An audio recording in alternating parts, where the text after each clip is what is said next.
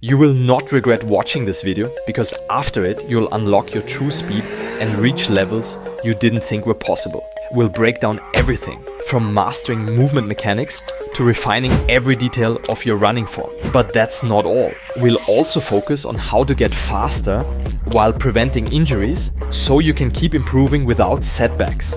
We will analyze how your body is designed to move naturally and how to train it to maximize your speed without putting unnecessary strain on your bones, muscles, or joints. Stick with me until the end because every part of this video is crucial for your progress. Remember to like, subscribe, and share this video with your friends. And in the comments, let me know on a scale from 1 to 10, how fast do you think you are and what's holding you back from going even faster. But now, let's just start.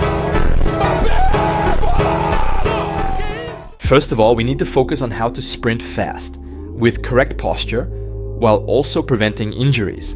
Most people will tell you to run like the fastest sprinter in the world, Usain Bolt. But let me tell you something. We've seen Bolt try to play football and his speed didn't translate effectively on the pitch. Sprinters like Bolt train for straight line speed over 200 meters. In football, sprints are completely different. They involve constant changes in direction, all while controlling the ball. Bolt tried playing as a winger, but struggled. His sharpness over short distances wasn't enough to break away from defenders, and he lacked the technical ability to maintain speed while moving with the ball. His timing for attacking crosses was poor, and he required more steps to decelerate after a run than a footballer like Mbappe. That's why copying the running style of an Olympic sprinter won't make you faster in football, even if they clock faster speeds in a straight line race. Instead, we should analyze and adapt their form for football-specific sprints. Look at players like Mbappe. His heels are always slightly elevated, which allows for quicker transitions in acceleration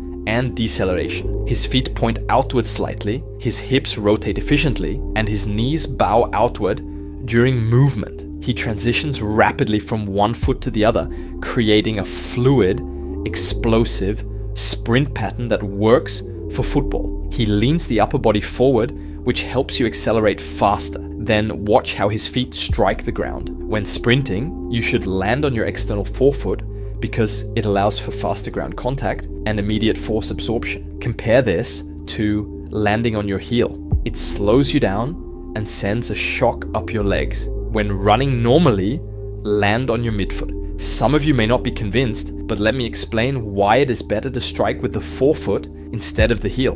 Imagine running barefoot. Would you ever land on your heel? Probably not, because it would hurt and feel unnatural. Modern running shoes compensate for this with thick foam stacks under the heel, but landing naturally on your forefoot or midfoot allows your feet to absorb impact the way they're designed to. Landing this way keeps you agile, reduces joint stress, and improves running efficiency. Now, let's talk about some exercises to unlock your speed naturally. And no, we're not heading to the gym to get bigger legs. Look, I'm not saying players like Ronaldo don't work out, but you're not Ronaldo. You don't have a team of professionals optimizing every movement for you. As a young footballer, your focus shouldn't be on heavy gym workouts. It should be on building strength and speed naturally. And here's how you do that. Isometric exercises. Isometrics are simple. You hold a position under tension without moving, and they're so effective for stronger tendons. Stiff tendons act like springs. They absorb and release energy, which helps you sprint faster and jump higher. Isometrics will also get you healthier joints. Unlike plyometrics, isometrics don't overload your joints. They strengthen your body without tearing it down. Think of your body like a boulder rolling downhill. Your muscles start the movement, but momentum takes over. Stopping that momentum or changing direction puts all the pressure on your tendons, joints, and ligaments. And if they're weak, you get injured. Here are 5 isometric drills to fix that. 1. Single leg hold. Stand on one leg, knee slightly bent, and hold. This builds leg stiffness for explosive sprints. 2. Deep lunge hold. Drop into a deep lunge and hold. It strengthens your quads and improves stability. 3. Horse stance. Get low, like a sumo squat, and hold. This builds hip strength and mobility. 4. Reverse Nordic hold. Lean back while kneeling. No forcing, just hold. It's perfect for knee and quad strength. 5th, split stance, calf raise. Rise onto your toes in a lunge position. This strengthens your calves for that explosive push-off. Do these drills 1 to 3 times, except for the horse stance, and hold them as much as you can. Do them 3 times a week, or even every day. But at the end of the day, the only way to get faster is by running more. It's so obvious, yet so many of you skip it. You think lifting heavy will make you faster? Sure, strength helps, but sprinting builds speed. It also skyrockets your testosterone, which improves recovery, explosiveness, and energy. To get even more out of it, sprint barefoot. It makes your feet stronger. Your feet are connected to every muscle in your lower body, and weak feet, they limit your speed, balance, and stability. Barefoot sprinting also improves your form. You'll naturally land on your forefoot or midfoot instead of your heel. Think about it. If you ran barefoot on hard ground, you'd never land on your heel.